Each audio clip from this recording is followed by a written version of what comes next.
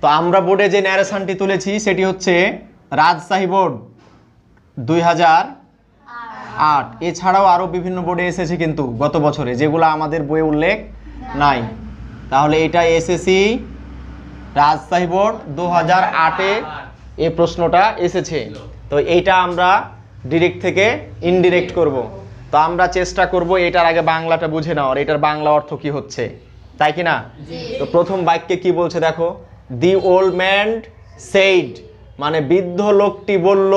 কাকে বলল এখনো সুস্পষ্ট নয়। বৃদ্ধ লোকটি কাকে বলেছে এ কথা এখনো সুস্পষ্ট নয়, আমরা পরবর্তীতে জানতে পারবো। ক্যান ইউ গিভ মি, তুমি কি আমাকে দিতে পারো, সাম ফুড, কিছু খাবার। I have starving for 2 days, আমি 2 দিন যাবত অনাহারে আছি। দি মেড সেড, মানে তরুণী বলল। হোয়ার ডু ইউ বেগ, তুমি কেন ভিক্ষা করো। ক্যান নট ইউ ওয়ার্ক, তুমি কাজ করতে পারো না। তাহলে এখানে দুইজন ব্যক্তি পেয়েছি আমরা দুটা বাক্যে। প্রথম বাক্যে একজনকে পেয়েছি যিনি একজন বৃদ্ধ লোক, আর দ্বিতীয় বাক্যে আরো একজনকে পেয়েছি একজন তরুণী, একটা মেয়ে মানুষ।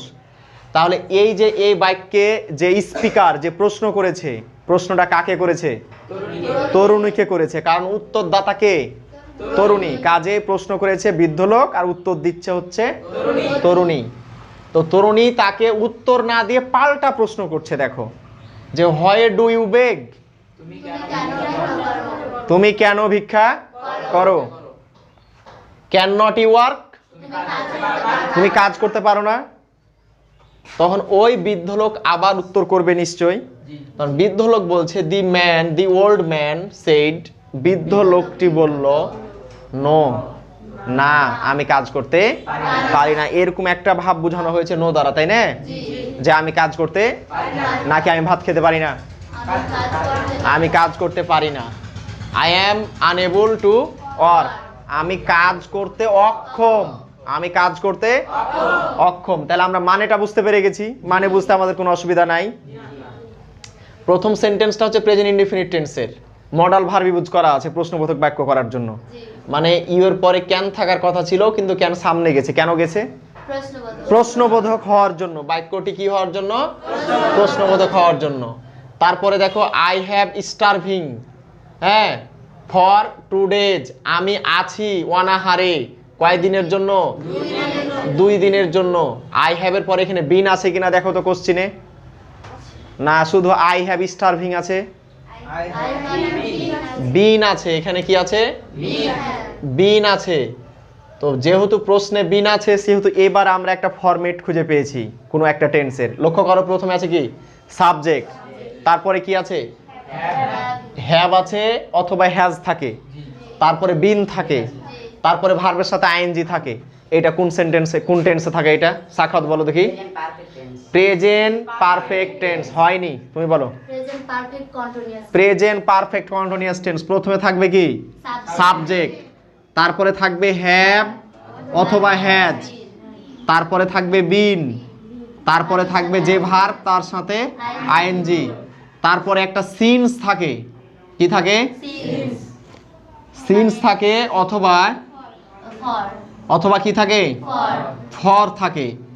তারপরে এক্সট্রা কিছু থাকে, যেমন আই মানে কি? আমি। দেখো have been, I have been reading, reading মানে আমি পড়ছি। আই হ্যাভ বিন রিডিং, আমি পড়ছি। কি পড়ছি? আমি পড়ছি দ্য বুক, মানে বইটি। আমি বইটি পড়ছি। কখন থেকে পড়ছি? সিন্সও দিতে পারি, ফরও দিতে পারি। এখন সিন্স দিব নাকি ফর দিব, এটা ডিপেন্ড করছে যে সময়টা নির্দিষ্ট নাকি অনির্দিষ্ট, এইটার উপরে। যদি টাইম উল্লেখ থাকে তাহলে সময়টা নির্দিষ্ট হলো, আর যদি টাইম উল্লেখ না থাকে তাহলে সময়টা নির্দিষ্ট হলো না। তো মনে করো যে আমি 2 ঘন্টা থেকে পড়ছি। কয় ঘন্টা ধরে পড়ছি? 2 ঘন্টা ধরে পড়ছি। তাহলে টাইম যেহেতু উল্লেখ আছে, তাহলে আমরা অবশ্যই কি দেব? ফর 2 hours, আমি 2 ঘন্টা থেকে পড়ছি। আর যদি আমি বলতাম যে আমি সকাল থেকে পড়ছি, তাহলে since সময়টা কি নির্দিষ্ট হয়েছে? না না। তাহলে আমি এখানে কি লিখতাম? since morning since morning morning এরকম হতো। যে যদি সময়টা নির্দিষ্ট হয়ে যায় তাহলে ফর, আর যদি সময়টা অনির্দিষ্ট হয় তাহলে সিন্স। তাহলে এই যে দ্বিতীয় বাক্যটা আমরা যেটা দেখতে পাচ্ছি, I have been starving for 2 days, এটা হচ্ছে আমাদের প্রেজেন্ট পারফেক্ট কন্টিনিউয়াস টেন্সের একটা স্ট্রাকচার। আমি অনাহারে ভুগছি কয়দিন থেকে? 2 দিন ধরে। বসো অ্যানি বসো। তারপরের বাক্য দেখো তো, পরের বাক্যটাতে কি বলছে? দি মেড সেড, তরুণী বলল। কে বলল? তরুণী বলল, হোয়ার ডু ইউ বেগ, তুমি কেন ভিক্ষা করো? এখানে কোন টেন্স আছে? কে কে পারবে হাত তুলো দেখি। Where do you beg, where do you beg বা হোয়াই ডু ইউ বেগ, এখানে আছে প্রেজেন্ট ইনডিফিনিট টেন্স। দেখো প্রেজেন্ট ইনডিফিনিট টেন্সের গঠন কি? প্রেজেন্ট ইনডিফিনিট টেন্সের গঠন হলো প্রথমে বসে সাবজেক্ট, তারপরে বসে ভার্বের প্রেজেন্ট ফর্ম, তারপরে বসে অবজেক্ট। যেমন ইউ মানে কি? তুমি। ইউ মানে কি? তুমি। প্লে মানে কি? খেলো। তুমি খেলো। কি খেলো? ফুটবল। ইউ প্লে ফুটবল, তুমি ফুটবল খেলো। এই বাক্যটাকে যদি আমরা প্রশ্নবোধক করতে চাই তাহলে এই বাক্যে আমরা একটা সাহায্যকারী ভার্ব নিয়ে আসবো, সেটার নাম হলো ডু অথবা ডাজ। এইটা ডিপেন্ড করে পারসনের উপরে। কার উপরে ডিপেন্ড করে? পারসনের উপরে। তা আমরা এখানে ডাজ ইউজ করতে পারবো না, যেহেতু এটা থার্ড পারসন এবং সিঙ্গুলার নাম্বার নয়, কাজেই আমরা ডাজ ইউজ করতে পারবো না। এখানে আমাদের কি বসবে? ডু বসবে। ডু ইউ প্লে ফুটবল, তুমি কি ফুটবল খেলো?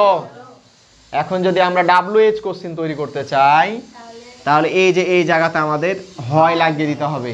হয় ডু ইউ প্লে ফুটবল, তুমি কেন ফুটবল খেলো। তো এইটার মতো করে ওই বাক্যটা আমরা চিন্তা করি যে ইউ বেগ, তুমি তো ভিক্ষা করো। ইউ বেগ মানে কি? তুমি ভিক্ষা করো। এখন যদি আমি বলি যে তুমি কি ভিক্ষা করো, তাহলে বাক্যটা এরকম হবে, ডু ইউ বেগ, তুমি কি ভিক্ষা করো।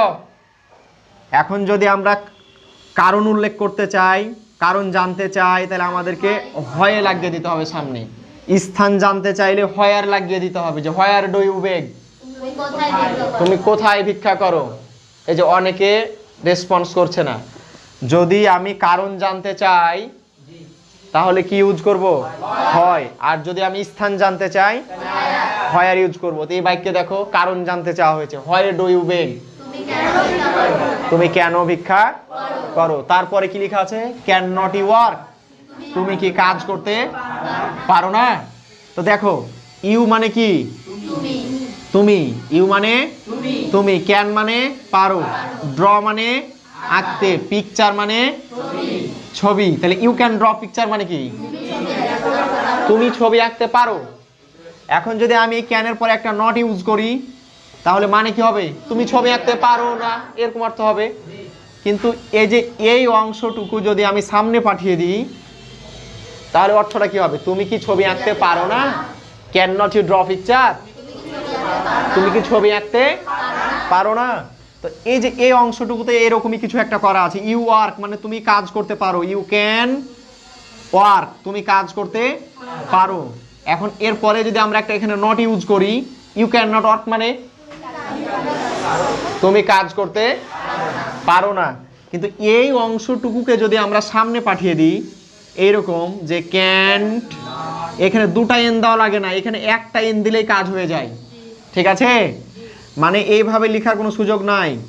এই যে আমরা যখন শর্ট ফর্ম ইউজ করি তখন এই ওটাকে কি করি? সরিয়ে দিই। এইখানে এরকম একটা অ্যাপোস্ট্রফি বসায় দিই শর্ট ফর্মের জন্য। কিন্তু এই যে ক্যানের পরে একটা এন দিলেই কাজ হয়ে যাবে, নতুন করে আরো এন দেওয়ার দরকার নাই। তো এরপরে দেখো যে ক্যান নট বা ক্যান্ট বা ক্যান্ট ইউ ওয়ার্ক, তুমি কাজ করতে পারো না। তার মানে একটা প্রেজেন্ট ইনডিফিনিট টেন্সকে নাবোধক করা আছে। হ্যাঁ, প্রেজেন্ট ইনডিফিনিট টেন্সে আমাদের সাহায্যকারী ভার্ব যেহেতু আগে থেকেই ক্যান আছে মডাল ভার্ব হিসেবে, তাই নতুন করে আমাদের ডু অথবা ডাজ নিয়ে আসার প্রয়োজন নাই। এই ক্যান দিয়ে আমরা কাজটা ওকে করে দিয়েছি, প্রশ্ন তৈরি করে ফেলেছি। ক্লিয়ার? তো দেখো আমাদের এই দ্বিতীয় বাক্যটা দেখা হয়ে গেল। এরপরে তৃতীয় বাক্যে কি আছে? The old man. The old man said. বৃদ্ধ লোকটি বলল। নো, না, নো মানে না। আই এম আনএবল, আমি হলাম অক্ষম To work. To work. এইটা কোন টেন্সে আছে? কে কে পারবে হাত তুলো তো দেখি। এই হাত তুলো, কে কে পারবা যে I am unable to work? একজন, দুইজন বলো। রাইহান বলো। Present perfect. ফারহানা বলো। Present continuous. সাখাওয়াত বলো না সিফাত বলো? Present continuous. ই বলো, এই যুবরাজ বলো। Present continuous. মাসুম বলো। Present indefinite. সোহাগ বলো। Present continuous. কন্টিনিউয়াস। হাবিবা বলো। নাজরিন বলো। Present continuous. সবাই বসো। তুমি বলো প্রেজেন্ট কন্টিনিউয়াস। তো দেখো, যারা আমরা প্রেজেন্ট কন্টিনিউয়াস বলেছি তাদের কন্টিনিউয়াস বলার পিছনে একটা যুক্তি আছে, তাই না? সেই যুক্তিটা হলো কি? এম আছে, এম আছে, তাই না? এখন প্রশ্ন হলো যে প্রেজেন্ট কন্টিনিউয়াস টেন্সের স্ট্রাকচার কি বলে? প্রেজেন্ট কন্টিনিউয়াস টেন্সের স্ট্রাকচার বলে প্রথমে বসবে সাবজেক্ট, তারপরে বসবে এম অথবা ইজ অথবা আর, তারপরে ভার্বের সাথে আইএনজি, তারপরে অবজেক্ট। এখন তুমি দেখো তো এই ফরম্যাট এই বাক্যের মধ্যে পাও কিনা? একটাই না একটা না থাকলে তো হবে না ভাইয়া। আমরা এম পেয়েছি, কিন্তু এম এর পরে তো মূল ভার্বের সাথে আইএনজি যুক্ত কোনো ওয়ার্ড পাই নাই। কিন্তু প্রেজেন্ট কন্টিনিউয়াসে দেখো, ইনডিফিনিটে দেখো, প্রেজেন্ট ইনডিফিনিটে subject plus V one plus object. I হলো সাবজেক্ট, এম মানে হওয়া, এম মানে কি? হওয়া। ইজ মানে হওয়া, আর মানে হওয়া। আই এম স্টুডেন্ট মানে আমি ছাত্র, আই এম টিচার আমি একজন শিক্ষক। রহিম ইজ এ স্টুডেন্ট, রহিম একজন ছাত্র। হ্যাঁ, ইউ আর এ স্টুডেন্ট, তুমি একজন ছাত্র। তাহলে ইউ এর পরে আর দিয়েছি, আই এর পরে এম দিয়েছি, রহিমের পরে ইজ দিয়েছি। এগুলো হলো প্রেজেন্ট ইনডিফিনিট টেন্স। মানে এম দেখতে পেলেই যে তুমি বলবা এটা প্রেজেন্ট কন্টিনিউয়াস টেন্স, তার কোনো সুযোগ নাই। এখানে আই এম আমি হই, আনএবল অযোগ্য বা অক্ষম কি করতে? টু ওয়ার্ক কাজ করতে বা কাজ করার জন্য। তাহলে বাক্যটা কোন টেন্সে আছে? প্রেজেন্ট ইনডিফিনিট আছে। প্রেজেন্ট কন্টিনিউয়াসে থাকতে হলে অবশ্যই এম ইজারের পরে ভার্বের সাথে আইএনজি থাকতে হবে এবং চলমান কাজ বোঝাতে হবে। আমি খাচ্ছি, আমি যাচ্ছি, আমি বই পড়ছি। ক্লিয়ার? তাহলে প্রেজেন্ট কন্টিনিউয়াস টেন্সের স্ট্রাকচারে এম ইজারের পরে মূল ভার্বের সাথে আইএনজি বাধ্যতামূলক এবং চলমান কাজের প্রক্রিয়া বুঝাবে। এখানে কি তা বোঝানো হচ্ছে? সেইটা না, এক। আর আরেকটা হচ্ছে যে স্ট্রাকচারও সেইটা না। তাহলে আমরা দেখলাম যে কোনো সেন্টেন্সে এম দেখতে পেলেই যে আমরা বলবো এটা প্রেজেন্ট কন্টিনিউয়াস, সেইটা না। ইজ দেখতে পেলেই যে বলবো প্রেজেন্ট কন্টিনিউয়াস, সেটা না। তাহলে এই বাক্যে কি স্ট্রাকচার দেখতে পাচ্ছি আমরা? Present indefinite tense. তো এটার একটু বাংলা মানে করি। বৃদ্ধ লোক বলল, তুমি কি আমাকে কিছু খাবার দিতে পারো? আমি 2 দিন যাবত অনাহারে ভুগছি। তরুণী বলল, কেন তুমি ভিক্ষা করো? তুমি কি কাজ করতে পারো না? বৃদ্ধ লোকটি বলল, না, আমি কাজ করতে অক্ষম। এইটার একটু পরোক্ষ উক্তি চিন্তা করি আমরা। পরোক্ষ উক্তি, বৃদ্ধ লোকটি তরুণীকে প্রশ্ন করেছিল যে তরুণী তাকে কিছু খাবার দিতে পারবে কি না। বৃদ্ধ লোকটি আরো বলেছিল যে সে 2 দিন যাবত অনাহারে ভুগছে। ক্লিয়ার? তাহলে এইটুকুর ইংরেজি আমরা করে দিই। আমরা যেটুকু বাংলা এটার প্রত্যক্ষ থেকে পরোক্ষ চিন্তা করলাম সেইটুকুর একটা ট্রান্সলেশন করি। কে কে পারবে হাত তুলো তো দেখি। হ্যাঁ, আনি বলো। I asked I the old man asked the maid দেখো দি ওল্ড ম্যান আস্কড প্রশ্ন করলো দি মেড তরুণীকে ইফ সি কুড গিভ এইটুকুর বাংলা দেখো সে দিতে পারবে কি না ইফ সি কুড গিভ সে দিতে পারবে কি না হিম মানে তাকে সাম ফুড কিছু খাবার এই হিমটাকে ওই বৃদ্ধ লোকটা কিছু খাবার দিতে পারবে কিনা হয়ে গেছে বসো তাহলে দি ওল্ড ম্যান বৃদ্ধ লোকটি আস্কড প্রশ্ন করলো দি মেড তরুণীকে if she could give him if she could give him তাকে সে সে দিতে পারবে কিনা এই যে তাকে সে দিতে পারবে কিনা তাকে সে দিতে পারবে কিনা সাম ফুড কিছু খাবার তাহলে তাকে কিছু খাবার তরুণী দিতে পারবে কি না এইবার পরে আরো একটা কিন্তু বাক্য আছে তাহলে বৃদ্ধ তরুণীকে প্রশ্ন করেছিল তরুণী তাকে কিছু খাবার দিতে পারবে কি না এবার এইটুকু সে আরো বলেছিল যে সে 2 দিন যাবত অনাহারে ভুগছে ফারহানা বলো হি অ্যাডেড দ্যাট এইটুকুর বাংলা হলো যে সে আবারও বলল যে হি হ্যাড বিন স্টারভিং সে ভুগতে ছিল কতদিন যাবত ফর 2 ডেজ সে 2 দিন যাবত ভুগছিল হ্যাঁ সুন্দর হয়েছে বসো হি অ্যাডেড দ্যাট সে আরো বলল যে he had been starving for 2 days এর পুরো বাংলাটা একবার বলি আমরা বৃদ্ধ লোক তরুণীকে প্রশ্ন করেছিল সে তাকে কিছু খাবার দিতে পারবে কিনা সে মানে তরুণী আর তাকে মানে বৃদ্ধ লোককে বৃদ্ধ লোকটি বোঝানোর জন্য আমরা প্রোনাউন হি ব্যবহার করেছি বৃদ্ধ লোকটি আরো বলেছিল যে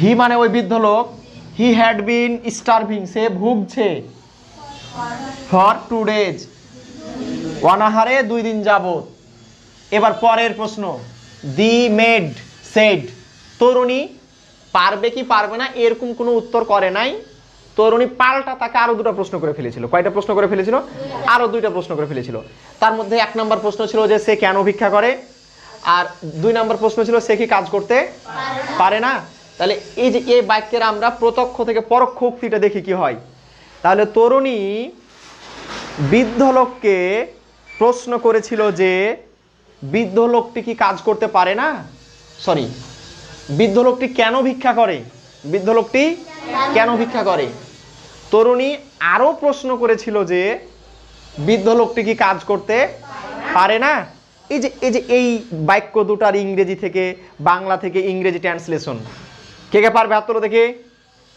হ্যাঁ এটা বলবে হাবিবা আমরা এত জটিল ভাবে বলবো না তুমি বলছো যে ইন রেসপন্স মানে হচ্ছে মানে সাড়া দিয়ে আমরা একটু সহজ ভাবে বলার চেষ্টা করব কে বলবে সহজ ভাবে হ্যাঁ বলো দেখি দি মেড আস্কড তরুণী প্রশ্ন করলো তাকে দি মেড আস্কড হিম তরুণী তাকে প্রশ্ন করলো হ্যাঁ প্রশ্ন করেছিল হয় কেন হি বেগড সে কেন ভিক্ষা করে এই হিটাকে বৃদ্ধ লোক তাহলে দি মেড তরুণী আস্কড হিম তাকে প্রশ্ন করেছিল হয় হি বেগড কেন সে ভিক্ষা করে এরপরে ক্যান নট ইউ ওয়ার্ক, তুমি কি কাজ করতে পারো না, মানে তরুণী আবারও প্রশ্ন করেছিল যে সে কি কাজ করতে পারে না, তরুণী আবারও প্রশ্ন করেছিল যে সে কি কাজ করতে পারে না। হ্যাঁ, এইটুকু ইংরেজি বলতে হবে। He again asked. হি না সি, যেহেতু মেয়ে মানুষ she. Again asked him.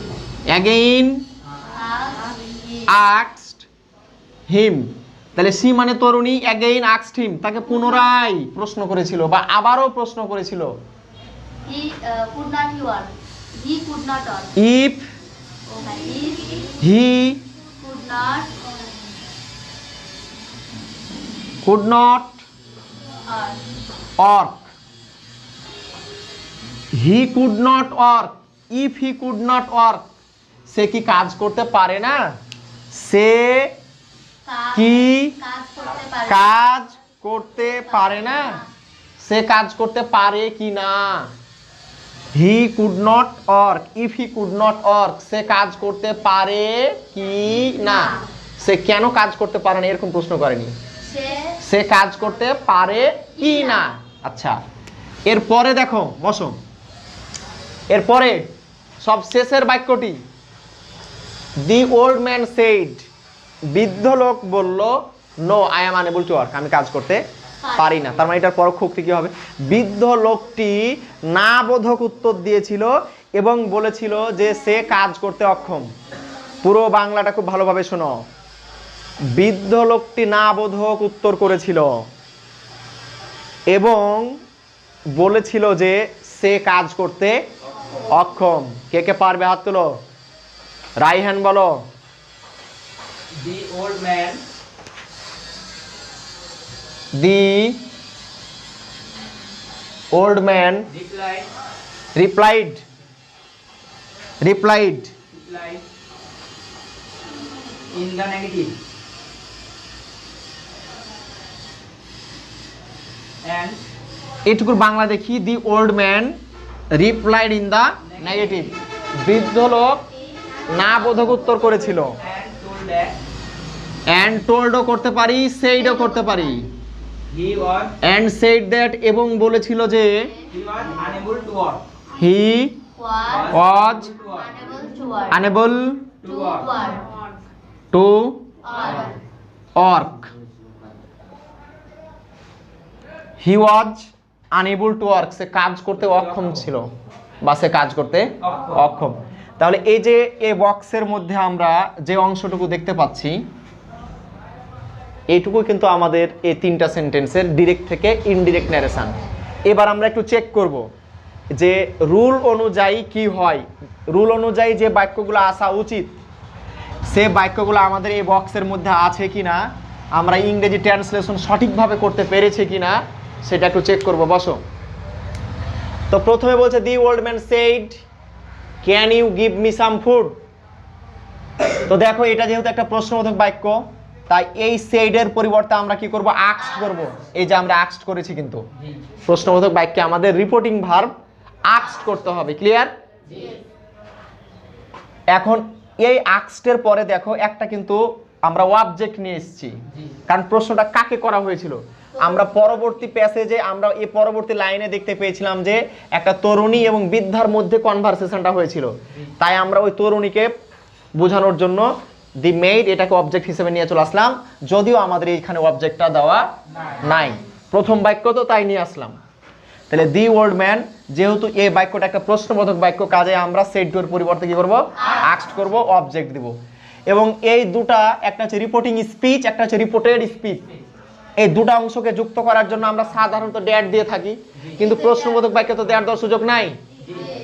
WH word থাকলে ওই ওয়ার্ড ইউজ করতে হবে, আর বিকল্প হিসাবে এবং অন্য ক্ষেত্রে মানে ইয়েস নো কোশ্চেনের ক্ষেত্রে আমাদেরকে কি করতে হবে, ইফ করতে হবে। আমরা কিন্তু ইফ করেছি। ক্লিয়ার? এবার দেখো, এই ইউটা ছিল আমাদের সেকেন্ড পারসন। আমরা জানি যে সেকেন্ড পারসন অবজেক্টের অনুসারে বসে, অবজেক্ট অনুসারে বসে, অবজেক্টকে ফলো করে। তো এখানে অবজেক্ট কে লুকিয়ে আছে, দি মেইড মানে ওই তরুণী লুকিয়ে আছে। তাহলে তার প্রোনাউন যদি আমরা লিখতে চাই তাহলে তার হি করতে পারি না, যেহেতু মেয়ে মানুষ, কাজে আমরা এখানে কি করেছি, সি করেছি। এরপরে দেখো ক্যান আছে, তাই না? আমরা একটা কনজাংশন ইউজ একটা ইফ লাগিয়েছি, এরপরে সাবজেক্ট আসার কথা, আমরা সাবজেক্ট নিয়ে এসেছি, তারপরে দেখো এখানে কি আছে, ক্যান আছে। তাহলে ক্যানকে আমরা জানি কুড করতে হয়, কুড করে দিয়েছি। আর আমরা জানি যে কুডের পরে সব সময়ের জন্য ভিয়ন হয়, মডাল ভার্বের পরে সব সময় ভার্বের পরিবর্তন হয় না, প্রেজেন্ট ফর্ম হয়। এবার দেখা এখানে এই মিটা কে ছিল বলতো? এই মিটা ছিল বৃদ্ধ লোক। মানে বৃদ্ধ লোকটি বলল যে আমাকে কিছু খাবার দিতে পারো। তাহলে আমাকে মানে কি, ওই বৃদ্ধ লোকটাকে বোঝানো হচ্ছে এই ওয়ার্ড দ্বারা, তাই না? তাহলে আমরা যেহেতু এই মি দ্বারা বৃদ্ধ লোককে বোঝানো হয়েছে, তো ওই বৃদ্ধ লোককে আমরা বোঝানোর জন্য হিম ব্যবহার করেছি। মেয়ে হলে তার হিম ব্যবহার করতে পারতাম না। তাহলে যেহেতু বৃদ্ধ লোক একজন পুরুষ মানুষ, কাজে আমরা হিম ব্যবহার করেছি। এরপরে ফুল স্টপ। এরপরে দেখো আরো একটা কিন্তু বাক্য আছে, I have been starving for 2 days। এই আইটা কি? ওই প্রশ্নকর্তা মানে যে প্রশ্ন করছে, যে স্পিকার, ওল্ড ম্যান। তাহলে তাকে বোঝানোর জন্য আমরা হি দিয়ে দিলাম, এই যে হি দিয়ে দিলাম। তারপরে যেহেতু পরস্পর দুইটা বাক্য, পরস্পর কয়টা বাক্য? দুইটা বাক্য, তাই আমরা এখানে অ্যাডেড দিলাম। আমরা চাইলে এখানে কিন্তু একটা আস্কড করতে পারতাম। কি করতে পারতাম? নো নো নো, যেহেতু এটা অ্যাসার্টিভ বাক্য, তাই আমরা কি করেছি? অ্যাডেড করেছি। যদি এইটা প্রশ্নের পরে যদি আরো একটা প্রশ্নবোধক বাক্য আসতো, তাহলে আমরা এখানে কি করতাম? আস্কড করতাম। কিন্তু আমরা অ্যাডেড করেছি। একজন ব্যক্তি যখন পরস্পর দুটা বাক্য উচ্চারণ করবে, তখন দ্বিতীয় বাক্যের সামনে আমাদের কি করতে হবে? দ্বিতীয় বাক্যের রিপোর্টিং ভার্ব হিসাবে অ্যাডেড নিয়ে আসতে হবে। এরপরে আবারও এই অংশটুকুর সাথে জুড়ে দেওয়ার জন্য আমরা কি নিয়ে আসলাম? দ্যাট নিয়ে আসলাম। আইটা যেহেতু ওই বৃদ্ধ লোক, তার জন্য হি। আমরা জানি হ্যাভ হ্যাজ থাকলে হ্যাড করতে হয়, অর্থাৎ প্রেজেন্ট টেন্সকে পাস্টে রূপান্তর করতে হয়, তাই আমরা এই যে হ্যাভের পরিবর্তে হ্যাড করেছি। এবং বাকি যে অংশটুকু আছে অপরিবর্তিত থেকে গেছে এই পর্যন্ত, তাই কি না? এরপর দেখো, এবার তরুণীর উত্তর দেওয়ার কথা ছিল, কিন্তু তরুণী তাকে পাল্টা প্রশ্ন করেছে। তাহলে আমরা বলবো দি মেড আস্কড, যেহেতু আমাদের প্রশ্ন করার ব্যাপার, তাই আমরা রিপোর্টিং ভার্ব আমরা কি নিয়ে আসবো? আস্কড নিয়ে আসবো। প্রশ্নটা কাকে করেছিল? বৃদ্ধ লোককে, তাকে বোঝানোর জন্য হিম। তাহলে দি মেড আস্কড হিম। এরপরে দেখো, যেহেতু বাক্যটা প্রশ্নবোধক বাক্য এবং ডাব্লিউএইচ কোশ্চেন আগে থেকেই আছে হয়, তাই সেটাই থেকে গেল। তারপরে কি আসবে? সাবজেক্ট আসবে। এখানে ইউ কোন পারসন? Second person. অবজেক্ট অনুসারে পরিবর্তন হবে। এখানে অবজেক্ট কি আছে? প্রশ্ন করছে মেয়ে, তাহলে কাকে করছে? বৃদ্ধ লোককে করছে।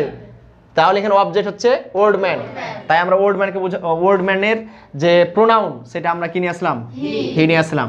এবং দেখো এই বাক্যটা হচ্ছে প্রেজেন্ট ইনডিফিনিট টেন্স, বেগ। তাকে পাস্ট করার জন্য আমরা এখানে ভিটু করলাম। কি করলাম? ভিটু করলাম, ভার্বের পাস্ট ফর্ম ইউজ করলাম। এরপরে দেখো আরো একটি প্রশ্ন আছে, ওই তরুণীরই প্রশ্ন, ক্যান নট ইউ ওয়ার্ক? তুমি কি কাজ করতে পারো না? তো এইখানে দেখো দি মেড, অথবা আমরা তার পরিবর্তে ওই মেয়েটাকে বোঝানোর জন্য সি প্রোনাউন ইউজ করতে পারি।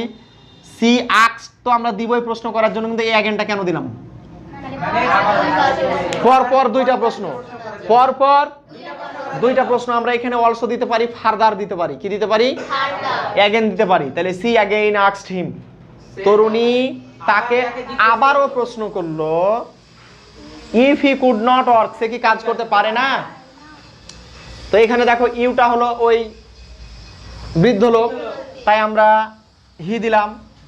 আর এই ক্যান নটকে আমরা কুড নট করলাম, আর ওয়ার্ক আছে ওয়ার্ক। আর দুইটা অংশকে জুড়ে দেওয়ার জন্য আমরা ইফ করেছি, কারণ এই প্রশ্নটা কিন্তু ইয়েস নো কোশ্চেন, এটা কিন্তু ডাব্লিউএইচ কোশ্চেন না।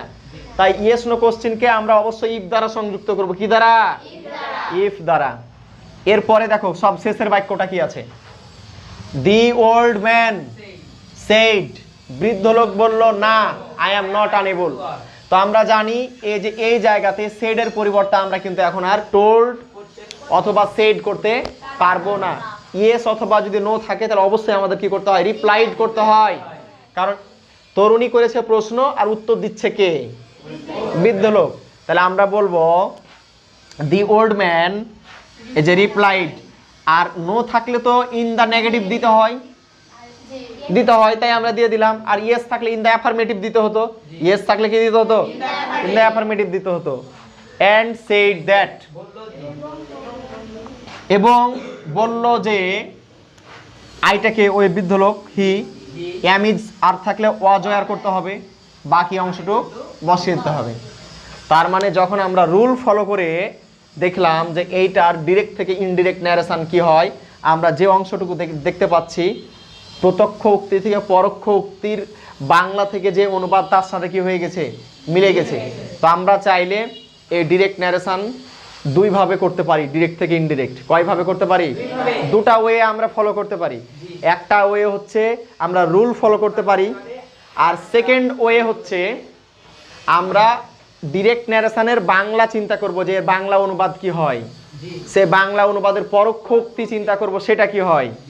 এবং যদি আমরা ট্রান্সলেশন করতে সক্ষম হই তাহলে ওই পরোক্ষ উক্তির যে ট্রান্সলেশন হয় ইংরেজিতে, সে ট্রান্সলেশনটা আমরা করে দেবো, বাংলা থেকে ইংরেজিতে ট্রান্সলেশন করে দেবো।